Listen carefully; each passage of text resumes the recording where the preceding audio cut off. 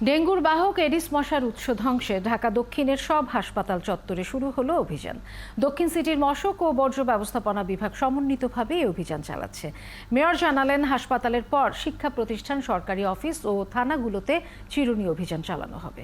মনির মিল্লাতের প্রতিবেদন। ডেঙ্গুর বিস্তার রুখতে কার্যকর উপায় দুটি। এডিস মশা নির্মূল ও আক্রান্ত রোগীর মাধ্যমে যেন রোগ ছড়াতে না পারে, সেজন্য রোগীকে সুরক্ষিত রাখা।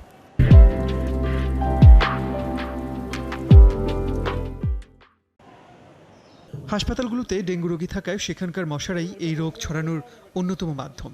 তাই হাসপাতালে যাতে এডিসের লার্ভা জন্মাতে না পারে, সেজন্য ঢাকা মেডিকেল চত্বরে দক্ষিণ সিটির চিরুনি অভিযানের উদ্বোধন করেন দক্ষিণের মেয়র। হাসপাতাল চত্বরে জমা পানি বা এডিসের উৎস আছে কিনা সেটিও অভিযানে খুঁজে দেখা হয়। মেয়র জানান, ঢাকা দক্ষিণের সব হাসপাতালেই এই অভিযান চলবে। ড্রেন, ছাদ, পরিত্যক্ত জিনিসপত্রে জমা পানি আছে কিনা তাও খুঁজে দেখা হবে। আমরা সকল পুলিশের থানাগুলো আমরা করব।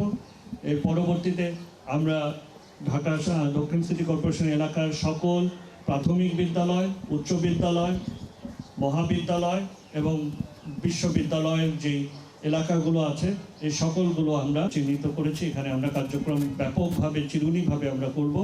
1 জুলাই থেকে ডেঙ্গু নিয়ন্ত্রণে কেন্দ্রীয় নিয়ন্ত্রণ কক্ষ চালু করছে দক্ষিণ সিটি।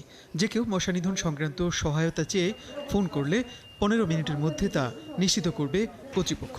আমরা যত বেশি তথ্য পাব, তত বেশি আমাদের মাঠ পর্যায়ে আমাদের কীটনাশক রয়েছে, আমাদের সরঞ্জামাদি রয়েছে, সামগ্রী রয়েছে, আমাদের জনবল রয়েছে। আমরা মাঠ পর্যায়ে আরও কার্যকরভাবে এই নিধন কার্যক্রম ফলপ্রসূ করতে পারবো যত আমরা তথ্য পাবো। কোরবানির ঈদ সামনে রেখে রাজধানীতে পশুর হাট বসছে। বৃষ্টির এই সময়ে হাটের কোথাও জমা পানিতে যাতে এডিস মশা জন্মাতে না পারে, সে ব্যাপারে ইজারাদারদের সতর্ক করেছেন মেয়র।